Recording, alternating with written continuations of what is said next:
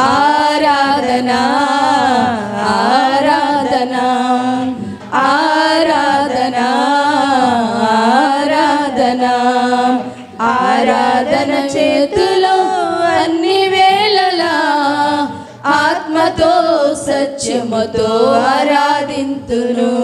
నీకే స్తోత్రము, స్తుతి చేయుట నాకెంతో శోభస్కరము, స్తుతి చేయుట నాకెంతో శోభస్కరము. స్తుతి స్తుతి స్తుతి స్తుతి ఆరాధనా హల్లెలూయా హల్లెలూయా ఆరాధనా. స్తుతి స్తుతి స్తుతి స్తుతి ఆరాధనా హల్లెలూయా హల్లెలూయా ఆరాధనా ఆరాధనా ఆరాధనా ఆరాధనా ఆరాధనా ఆరాధనా ఆరాధనా ఆరాధనా ఆరాధనా ఆరాధన చేతిలో అన్ని వేళలా ఆత్మతో సత్యముతో ఆరాధింతును. ఆరాధన చేతిలో అన్ని వేళలా ఆత్మతో సత్యముతో ఆరాధింతును. నా ప్రాణ ప్రియుడు యేసయ్యకు ఆరాధనా ఆరాధనా ఆరాధనా ఆరాధనా ఆరాధన చేతులో అన్ని వేళలా ఆత్మతో సత్యముతో. ఇక జరగబో ఆరాధన అంతట్లో కూడా తండ్రి మీరే నన్ను ప్రభాధ్యక్షత వహించి నీకు మహిమకరంగా జరిగించుకోమని ఈ కొద్ది ప్రార్థన నజరేయుడు యేసు పరిశుద్ధ నామమున ఈ మనవులన్నీ అడిగి వేడుకొని పొంది ఉన్నాం తండ్రి. ఆమేన్. బాబు గారికి కొద్ది సమయం నేను అప్పగిస్తున్నాను.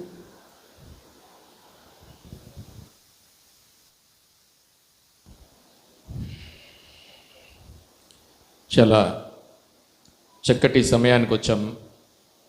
దేవుని కృపను బట్టి ఇంత చక్కటి స్థలాన్ని సమయాన్ని మరొక వారం లేదా మరొక నెల మరొక సంవత్సరం లేదా మరొక శుక్రవారం మనకు దయచేసిన దేవాది దేవునికి ముందుగా కృతజ్ఞతాస్తుతులు చెల్లిద్దాం. దేవునికి స్తోత్రం చెప్తాం.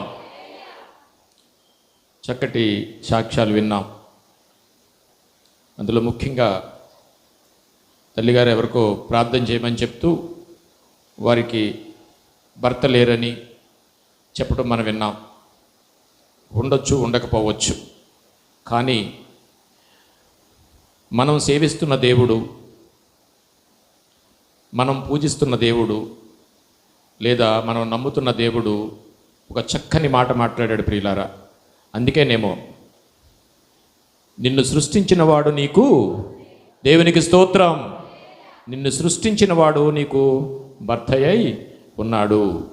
ఈ మాట మనం మర్చిపోకూడదు ప్రియులారా. ఎందుకంటే దేవుడిచ్చిన చక్కటి వాగ్దానం లేదా చక్కటి ఆ మాటను మన హృదయాల్లో చాలా పొందుపరుచుకుని ఉంచుకోవాలి.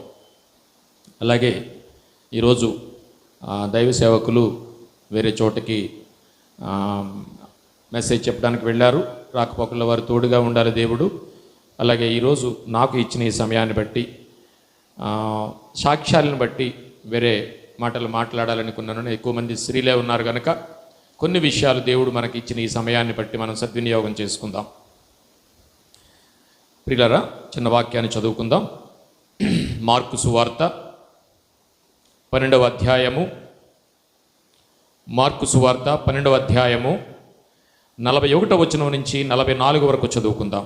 మార్కు సువార్త 12వ అధ్యాయము 41 నుండి 44 వరకు చదువుకుందాం. ఆయన కానుక పెట్టి ఎదుట కూర్చుండి, ఆయన కానుక పెట్టి ఎదుట కూర్చుండి జనసమూహము ఆ కానుక పెట్టెలో డబ్బులు వేయుట చూచుచుండెను. ధనవంతులైన వారు అనేకులు అందులో విశేషముగా సొమ్ము వేయుచుండిరి. ఒక బీద విధవరాలు వచ్చి 2 కాసులు వేయగా ఆయన తన శిష్యులను పిలిచి కానుక పెట్టెలో డబ్బులు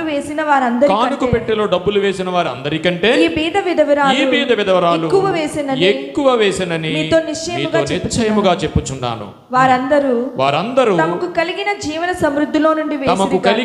సమృద్ధిలో నుండి వేసిరి గాని ఈమె తన లేమిలో తనకు కలిగినంతయు అనగా తన జీవనమంతయు వేసినని ఆయన చెప్పెను.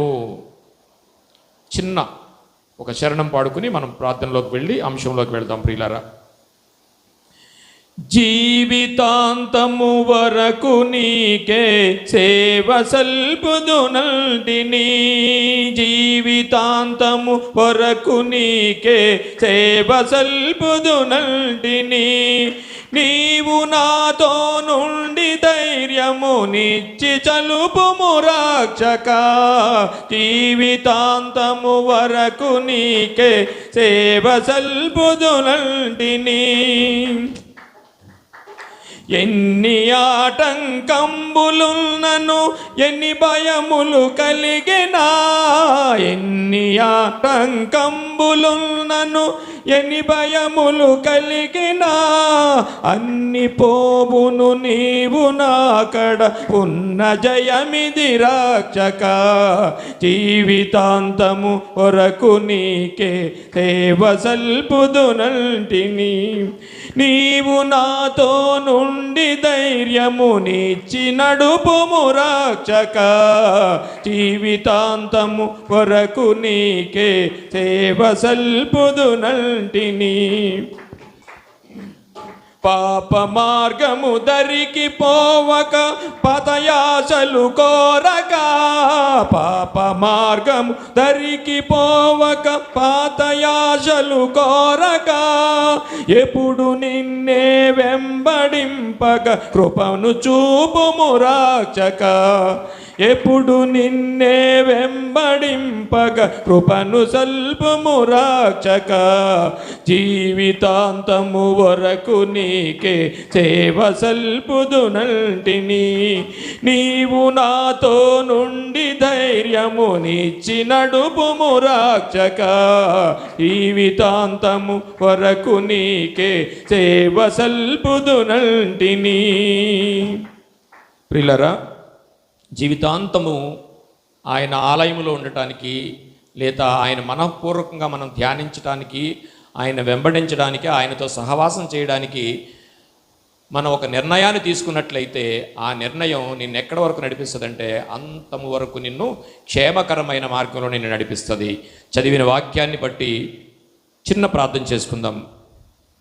మహోన్నతుడును మహాపరిశుద్ధుడు అయిన పరలోకపు తండ్రి, ఈ మధ్యాహ్న కాల సమయంలో నీ కృపను బట్టి ఇలా మేమందరూ నీ సన్నిధిలో ఉండడానికి మీరు ఇచ్చిన ఈ అవకాశానికి, స్థలానికి, సమయానికి కృతజ్ఞతాస్తుతులు చెల్లిస్తూ, గతించిన కాలం అంతట్లోని మమ్మల్ని కాపాడారు నాయన. జరగబోయే అంశాలన్నింటిలోని మీరు తోడుగా ఉండండి నాయన.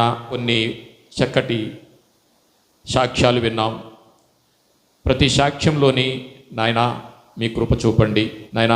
ఇక్కడికి వచ్చిన బిడ్డలందరికీ చెబుతున్న మాటలలో నా సొంత మాటలు కానీ, సొంత ఆలోచన కానీ లేకుండా కేవలం నీ నోటిపూరగా కొన్ని మాటలు వివరించడానికి చెబుతున్న నాకు, వింటున్న నీ పిల్లలకు సమయోచితమైన జ్ఞానాన్ని దయచేయండి.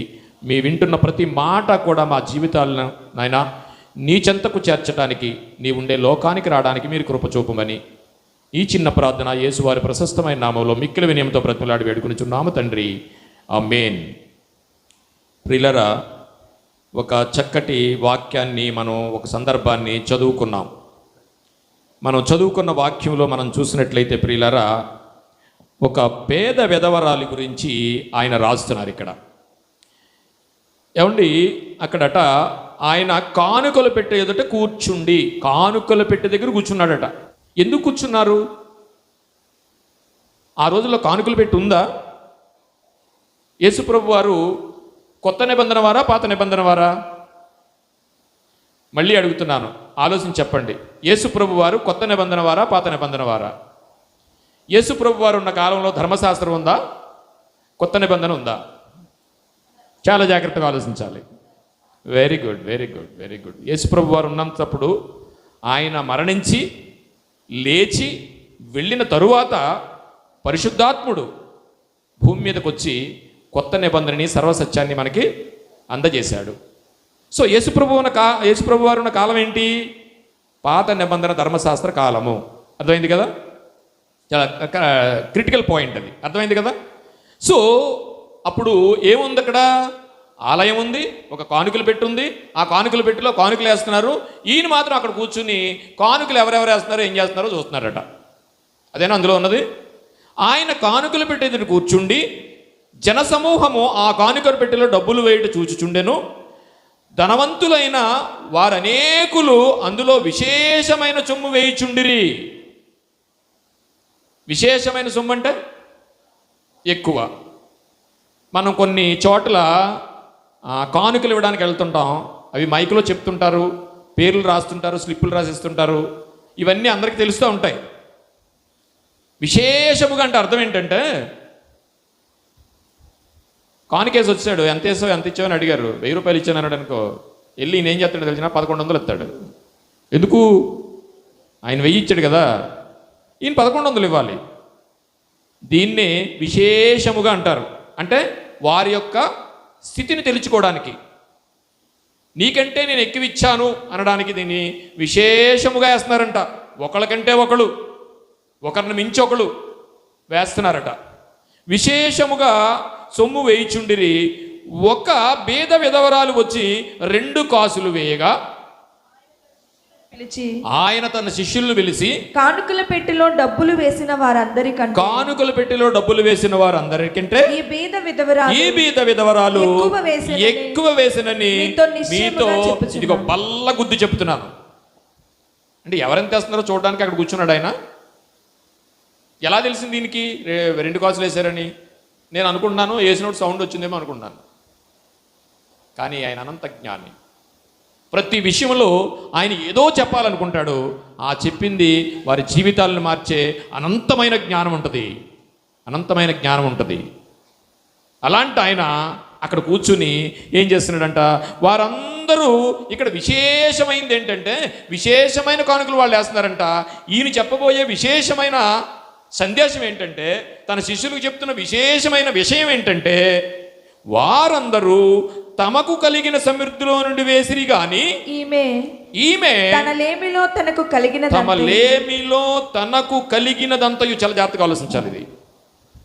తమలేమిలో తమకు కలిగినదంతయు తన జీవనమంతయు వేసనని చెప్పాను. ఆయన ఆ ఆన్సర్ కూడా దానికి క్లారిఫికేషన్ ఇచ్చాడు. ఏంటయ్యా తనలేమిలో అంటే, తనకు ఉన్నదంతా వేసిందంట. ఈరోజు ఈ వాక్యము ద్వారా, ఈ సందేశం ద్వారా దేవుడు మనకి ఏం చెప్పాలనుకుంటున్నాడు మనం ఆలోచించినాడంటే, కూర్చున్నాడంట. ఎందుకు పెట్టి దేవాలయంలో ఎందుకు ఉంది? అసలు ఎప్పటి నుంచి ఉంది? అసలు ఆ పెట్టెలు అలా ఉంటాయా? దేవాలయంలో పెట్టెలు ఉంటాయా? కానుకలు వేసేవారా? ఏమండి, 2 కాసులు వేసిందంట. ఎంతోమంది వేస్తున్నారట, కానీ దాని గురించి మాట్లాడలేదట. శిష్యులందరినీ పిలిచి ఆయన ఏమన్నాడట? ఇగో 2 కాసులు వేసింది కదా, తనకున్నవన్నీ వేసింది అన్నాడంట. ఇక్కడ చూడండి, ఇక్కడ మనం ఆలోచించినట్లయితే ఆయన అక్కడ కూర్చున్నాడట. దేవాలయంలో పెట్టి ఎందుకుంది? అసలు ఎప్పటి నుంచి ఉంది? పెట్టి ఎప్పటి నుంచి అక్కడ ఉంది? ఈ ఆచారం ఏంటి అనేది మనం ఆలోచించినట్లయితే కొంచెం ఎదరికెళ్ళి మనం ఆలోచిద్దాం ప్రియులారా. 2వ రాజుల గ్రంథము 12వ అధ్యాయము 9వ వచనం చదువుకుందామండి. అంతటా యాజకుడైన యెహోయాదా ఒక పెట్టెను తెచ్చి దాని మూతకు బెజ్జము వేసి బలిపీఠము దగ్గరగా యెహోవా మందిరములో ప్రవేశించు వారి కుడి పార్శ్వమందు దాని నుంచగా ద్వారము కాయు యాజకులు యెహోవా మందిరములోనికి తెచ్చిన ద్రవ్యం అంతయు అందులో వేసిరి. ఇది ఎప్పటిది? మనం ఎప్పుడు ఏం ఆలోచిస్తున్నాం అంటే, అసలు పేద విధవరాలు కాలము యేసుప్రభువు వారు ఉన్న కాలం. అక్కడట ఆలయంలో ఆరాధన జరుగుతుంది. ఆ ఆరాధనకు వస్తున్న వాళ్ళందరూ ఒక పెట్టె ఉందట. ఆ పెట్టెలో ద్రవ్యాలు విశేషముగా వేస్తున్నారట ధనవంతులందరూని. ఆ ధనవంతులందరూ వేస్తున్నప్పుడు ఒక ఆమె వచ్చి 2 కాసులు వేసిందంట. ఆ 2 కాసులు వేసిన ఆవిడ గురించి శిష్యులందరినీ పిలిచి, యేసుప్రభువు వారు వాళ్ళందరినీ పిలిచి ఏం చెప్పారట? ఈ కాసులు వేసింది కదా, ఈమెకు ఉన్నది అంతా ఇచ్చేసింది అని దేవుడు యేసుప్రభువు వారు చెప్పడంతో ఇది అంతవరకు వచ్చింది. ఇది అసలు ఈ కానుకలు వేసే ఆచారం ఎప్పటి నుంచి ఉందనేది మనం ఆలోచిస్తే, 2వ రాజుల గ్రంథం 12:9లోకి వెళ్ళినప్పుడు మనకి ఏముందంటే, అంతటి యాజకుడైన యెహోయాదా అనే ఒక ఆయన ఉన్నాడు. ఆయన ఏం చేశాడట? పెట్టెను తెచ్చి మూతకు బెజ్జం వేసి బలిపీఠం దగ్గర పెట్టెలో ద్రవ్యము విస్తారముగా ఉన్నదని వారు తెలియజేయగా రాజు యొక్క ప్రధాన మంత్రియును చాలమ్మా ఏమండి యాజకులు యెహోవా మందిరంలోనికి వచ్చి ద్రవ్యమంతయు అందులో వేసిరి. ఇక్కడ మనం జాగ్రత్తగా గమనించాల్సింది ఏంటంటే ఇవి దశమ భాగాలు కాదు. మనం ఒక చిన్న క్లారిటీ తీసుకుందాం. ఇవి కానుకలు. అందులో వేసింది ఏంటంట దశమ భాగం కాదు. ఇవి కానుకలు. కానుకలు వేరు, దశమ భాగం వేరు. ఇప్పుడు ఇది కానుకలు పెట్టే. ఈ కానుకలు పెట్టెలో ఇది మందిరము సేవకు ఉపయోగించే కానుకలు పెట్టి. ఆ రోజున్న కాలంలో యేసుప్రభు వారు ఉన్నంత వరకు ఆ పెట్టికి సంబంధించిన చరిత్ర ఏంటంటే ఎప్పుడు పెట్టారు, ఎలా పెట్టారు, ఎందుకు పెట్టారు అనేది మనం ఆలోచించే ముందు ఈ కానుకలు వేసేవి దశమ భాగాలు కాదు. జాగ్రత్తగా ఆలోచించాలి. ఇవేంటట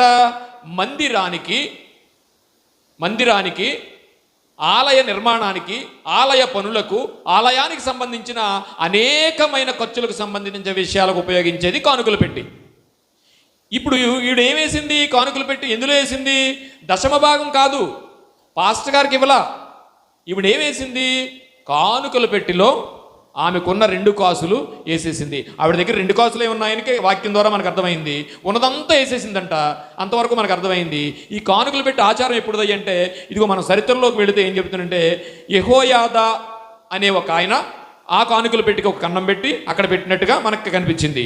ఇవి దశమ భాగం కాదు, కానుకలు. ఆ కానుకలు ఆలయానికి సంబంధించిన విషయాలకు సంబంధించిన ఇది వాడడానికని మనకి అర్థమయ్యింది. ఓకే, ఈ సందర్భం ఎక్కడిది అంటే మీకు అందరికీ తెలుసు, అతల్య అని ఒక ఆవిడ ఉంది. అతల్య కూతురు ఎజ్బేలు. సో వీళ్ళిద్దరు ఎలాంటి వాళ్ళు అంటే కనిపిస్తారు.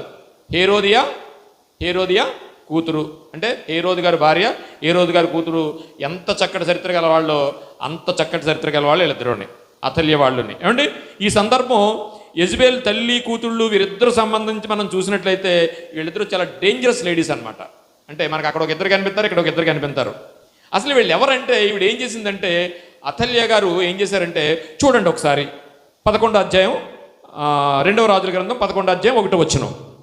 అంటే మనం ఇప్పుడు ఎక్కడికి వెళ్తున్నామంటే ఏ సందర్భంలో ఈ కానుకలు పెట్టి పెట్టాల్సి వచ్చింది, యేసుప్రభు వారు ఎందుకు అక్కడ మాట్లాడుతున్నారు, అసలు ఈ చరిత్ర ఏంటి, ఈ కానుకలు పెట్టేంటి, ఎవరు పెట్టారు, ఎందుకు పెట్టారు అనేది ఆలోచించినట్లయితే ఈ కానుకలు పెట్టి ఎప్పటి నుంచి మొదలయ్యింది అనేది మనకు తెలియాలనుకుంటే మొట్టమొదటిసారిగా మనకు దగ్గరలో కనిపించేది ఏముందంటే 2వ రాజుల గ్రంథం అనే దాంట్లో మనం చూసుకుంటే ఈ అతల్య అనే ఆవిడ ఏం చేసిందంటే తన కుమారులు చనిపోయిన వెంటనే ఏం చేసిందంటే చాలామందిని అందరిని చంపించేసిందండి, ఇంకెవరు రాజులు ఉండకూడదని.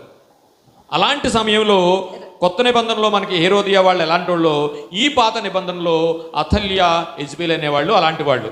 అయితే వాళ్ళు ఏం చేశారో చూద్దాం ఒకసారి. 2వ రాజుల గ్రంథం 11వ అధ్యాయం 1వ వచనం. అహజ్యా తల్లి అయిన అతల్య తన కుమారుడు మృతి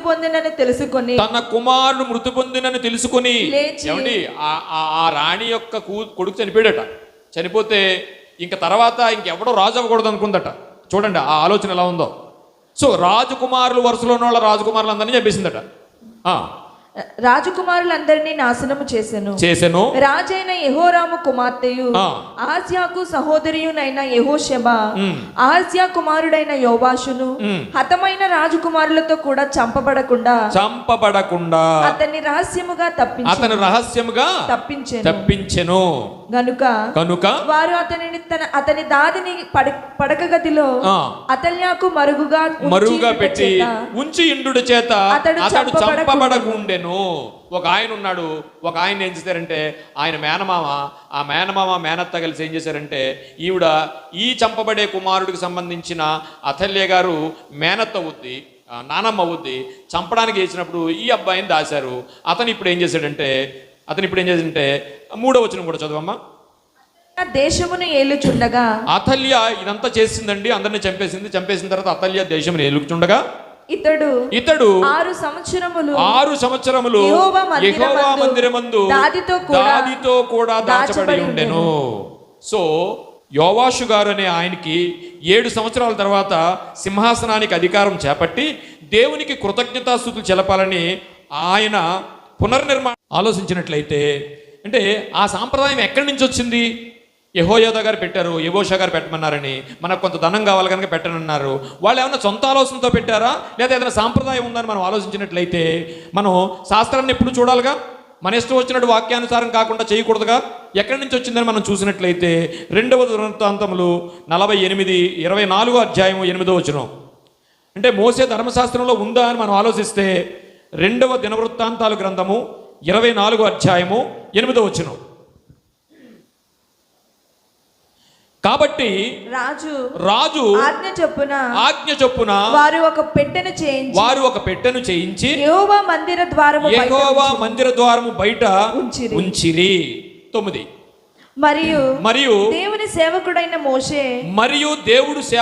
మోషే అరణ్యమందు ఇశ్రాయేలీయులకు నిర్ణయించిన కానుకను యెహోవా యొద్దకు జనులు తేవాలనని యూదాలోను యెరూషలేములోను వారు చాటించిరి.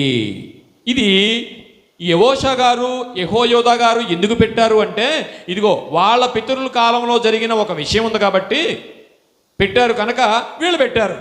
అంటే మోషే గారికి ధర్మశాస్త్ర ప్రకారంగా దేవుడే ఆయనకి మోషే గారికి ఇదిగో కానుకలు పెట్టనే విషయాన్ని ఇచ్చినట్టుగా మనకు అర్థమైంది. 9 చదువుకున్నాం కదా. మరియు దేవుడు సేవకుడైన మోషే అరణ్యమందు ఇశ్రాయేలీయులకు నిర్ణయించిన కానుకను యెహోవా యొద్దకు జనులు తేవాలనని యూదాలోను యెరూషలేములోను వారు చాటించిరి. అంటే అది మోషే కాలంలో ఉంది. ఆ రోజు కనాను ప్రయాణంలో ఉండగానే వారు మనఃపూర్వకంగా ఆలయానికి కానుకలు తెచ్చే ఆచారం వాళ్ళకి ఉన్నట్టుగా మనకు అర్థమవుతుంది. కనానుకి వెళ్తున్న సమయంలో ఈ విషయం జరిగింది. ఈ సందర్భాన్ని బట్టి రాజు అయిన యోవాషా గారు తన మేనమామైన యెహోయాదా గారికి ఆలోచన చేశారు. మోషే గారు చేశారు కనుక ఇప్పుడు వీళ్ళు పెట్టేసి ఏం చేశారు, ఒక కానుకలు పెట్టారు. అంటే ఎక్కడ చేశారు మోషే గారిని మనం ఆలోచించినట్లయితే ఇంకొక స్టెప్ ఎదురుకి వెళ్ళామంటే మనం నిర్గమాకాండము 35వ అధ్యాయము 20వ వచనం మనం చూద్దాం ప్రియులారా. ఇశ్రాయేలీయుల సమాజమంతయు మోషే ఎదుట నుండి వెడలిపోయెను.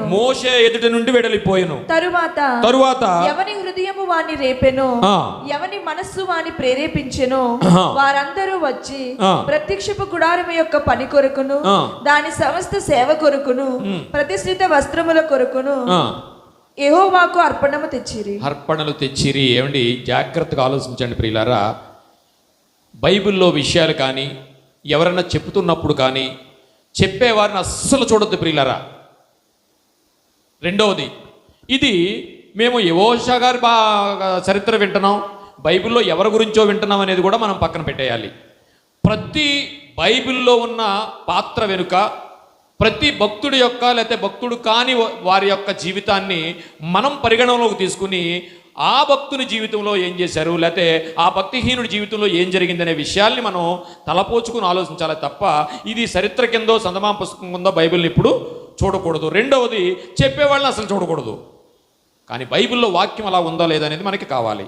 ఇప్పుడు మనం ఎక్కడికి వెళ్తున్నామంటే, ఇంత దూరం ఎందుకు రావాల్సి వచ్చిందంటే అసలు ఏంటి ఆ కానుకలు ఆ కానుకలు వేసిన 2 కాసులని ఎన్నికలేని ఆ స్త్రీ యొక్క పరిస్థితిని, ఆ విధవరాలు చేసిన పరిస్థితిని ఎందుకు మనకు పాఠంగా చెప్పాలనుకున్నాడనే విషయం గురించి మనం చాలా దూరం ప్రయాణం చేయాల్సి వచ్చింది, వెనక్కి వెళ్ళాల్సి వచ్చింది అనమాట. చూద్దాం. ఇవి ఆలయ ఖర్చుల నిమిత్తం మాత్రమే వేసుకునే ప్రియులారా. మనం ఆఖరి చదువుకున్నాం, ఆలయ ఖర్చులకు మాత్రమే వేసుకునేదన్నమాట. అయితే సాంప్రదాయం ఎక్కడి నుంచి వచ్చిందంటే పాత నిబంధనలో ఉంది. అది మోషే గారి ధర్మశాస్త్రాన్ని మనం చదువుకున్నాం. నిర్గమకాండంలో మనకి మోషే గారు దాన్ని అమలు చేసినట్టుగా, మోషే గారు పెట్టినట్టుగా, మోషే గారు పెట్టారు అంటే దేవుడే ఒక ఆజ్ఞ దానికి ఇచ్చినట్టుగా మనకి కనిపిస్తూ ఉంది.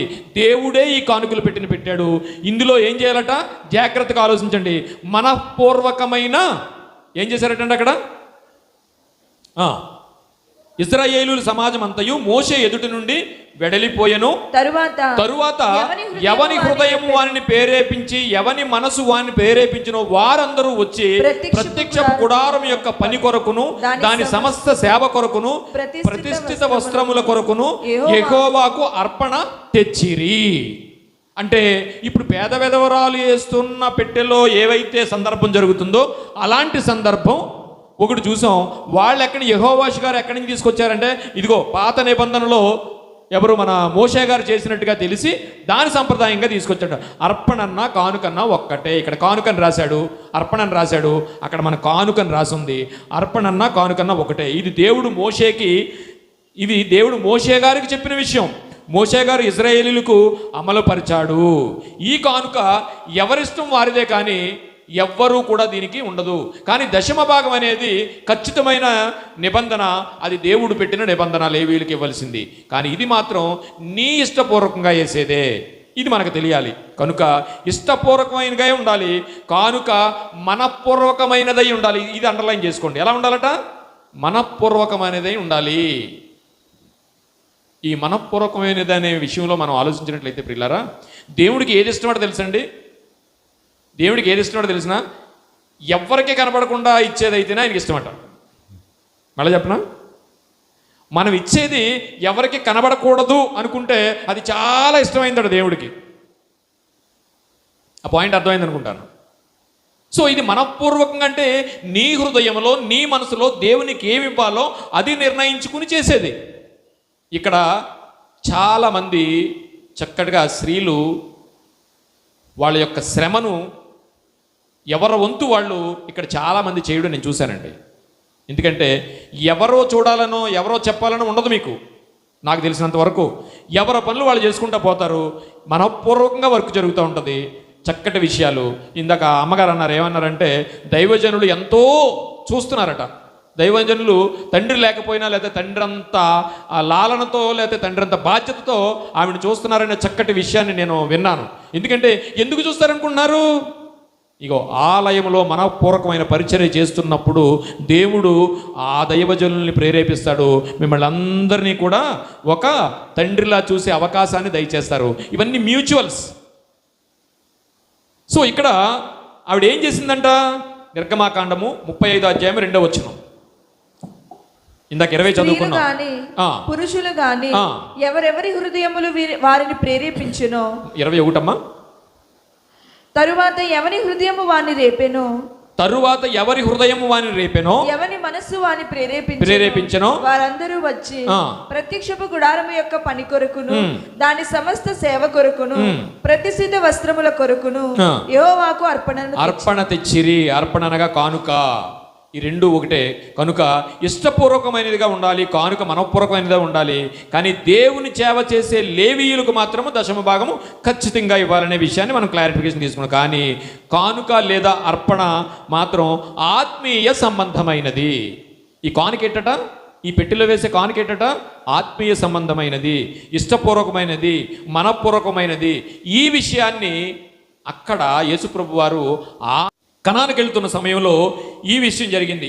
ఈ సందర్భాన్ని బట్టి రాజైన యోవాషా గారు తన మేనమామైన యెహోయాదా గారికి ఆలోచన చేశారు. మోషే గారు చేశారు కనుక ఇప్పుడు వీళ్ళు పెట్టేసి ఏం చేశారు? ఒక కానుకలు పెట్టారు. అంటే ఎక్కడ చేశారు మోషే గారిని మనం ఆలోచించినట్లయితే ఇంకొక స్టెప్ ఎదురుకి వెళ్ళామంటే మనం నిర్గమాకాండము 35వ అధ్యాయము 20వ వచనం మనం చూద్దాం ప్రియులారా. ఇశ్రాయేలీయుల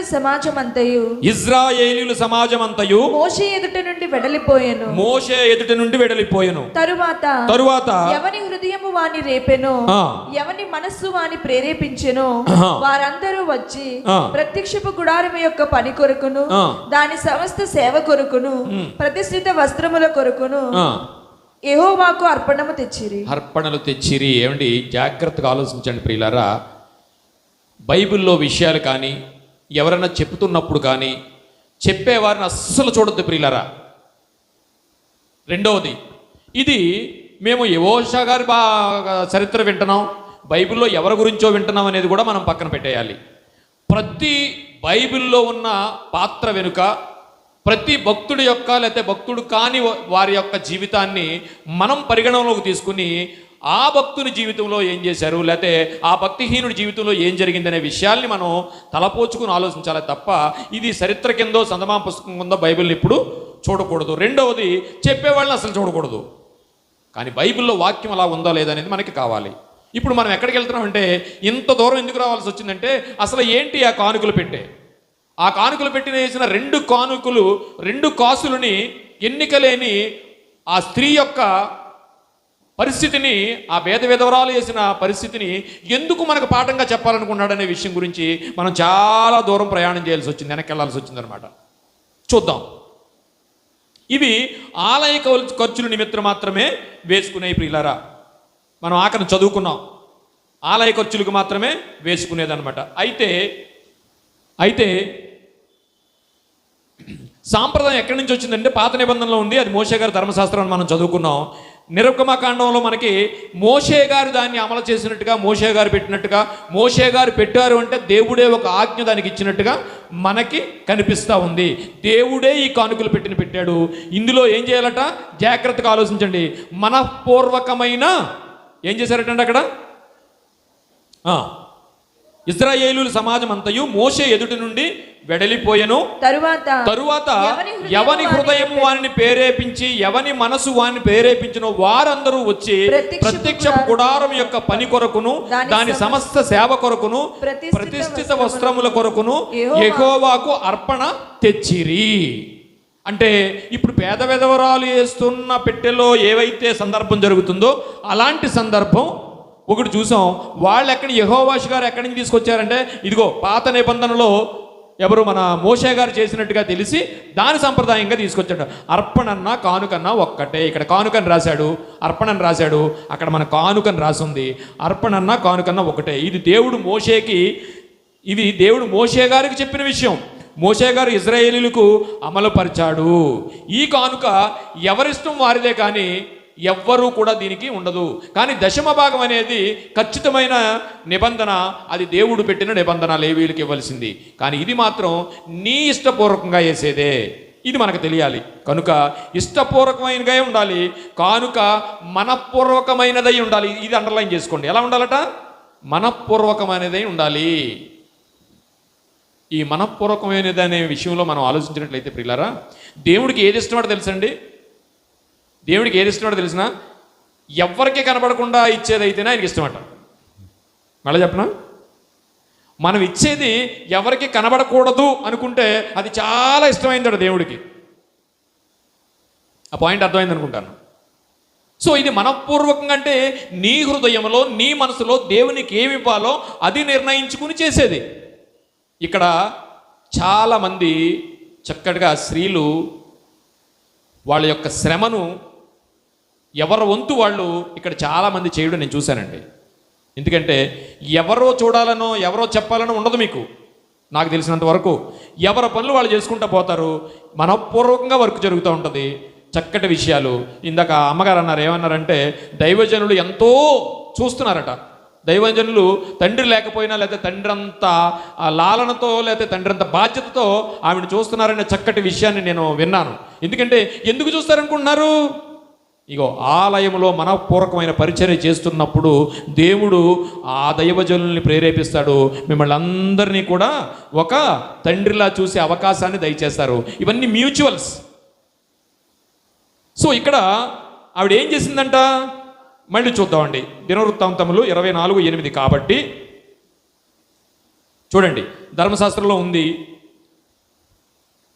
దినవృత్తాంతముల గ్రంథము 24:8.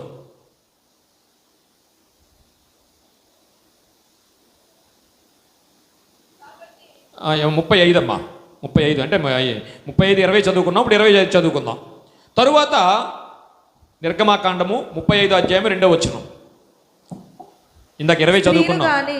పురుషులు గాని ఎవరెవరి హృదయములు వారిని ప్రేరేపించునో. 21 అమ్మా. తరువాత ఎవరి హృదయము వారిని రేపెనో, ఎవరి మనస్సు వారిని ప్రేరేపించెనో వారందరూ వచ్చి ప్రత్యక్షపు గుడారము యొక్క పని కొరకును, దాని సమస్త సేవ కొరకును, ప్రతిష్ఠిత వస్త్రముల కొరకును యెహోవాకు అర్పణ తెచ్చిరి. అర్పణ అనగా కానుక. ఈ రెండు ఒకటే. కనుక ఇష్టపూర్వకమైనదిగా ఉండాలి, కానుక మనఃపూర్వకమైనదిగా ఉండాలి. కానీ దేవుని సేవ చేసే లేవీయులకు మాత్రము దశమ భాగము ఖచ్చితంగా ఇవ్వాలనే విషయాన్ని మనం క్లారిఫికేషన్ తీసుకున్నాం. కానీ కానుక లేదా అర్పణ మాత్రం ఆత్మీయ సంబంధమైనది. ఈ కానుకేటట, ఈ పెట్టెలో వేసే కానుకేటట ఆత్మీయ సంబంధమైనది, ఇష్టపూర్వకమైనది, మనఃపూర్వకమైనది. ఈ విషయాన్ని అక్కడ యేసుప్రభు వారు వస్తుంది. ఇప్పుడు ఆయన మనఃపూర్వకంగా ఏం చేశాడు ఇప్పుడు మీకు అర్థమైందా? చాలాసార్లు చదువుకుంటూ వెళ్ళిపోతున్నాం మనం. జక్కయ్య గారు వచ్చారు, ఇదిగో ప్రభు నాది సగం ఇచ్చేసాను, 400 ఎవరి దగ్గర అయితే నేను తీసుకున్నానో 400 ఇచ్చాను. ఎన్ని వంతులు తీసుకున్నాడో తెలియదు, కానీ 400 కంటే ఎక్కువ తీసుకోలేదు. ఒక చోట రాశాడు 400 ఎక్కువ తీసుకునేవాడు అని ఉంది. ఇప్పుడు ఏం చేశాడు ఆయన? మొత్తం ఇచ్చేసాడు. మీరు జాగ్రత్తగా ఆలోచించండి. ఏమంటే యేసు ప్రభు వారు ఊరకనే వెళ్ళిపోతూ ఆ జక్కయ్యని ఎందుకు సెలెక్ట్ చేసుకున్నాడో తెలిసినా ఎరుకో పట్టణంలో అప్పవాది పిష్ట వేసింది. అప్పుడు